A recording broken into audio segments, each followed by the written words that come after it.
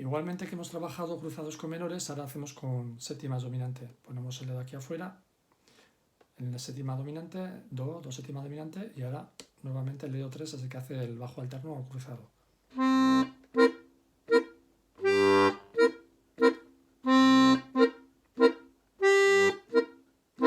Bueno, la razón de que hagamos este acompañamiento variado, alternando, es que cuando hacemos acordes mayores, cuando hacemos acordes menores, cuando hacemos séptimas dominantes, dentro de esos acordes está la quinta justa desde la nota del bajo, que es siempre la que tenemos aquí encima. Encima del do tenemos su quinta justa, el sol, encima del sol el re.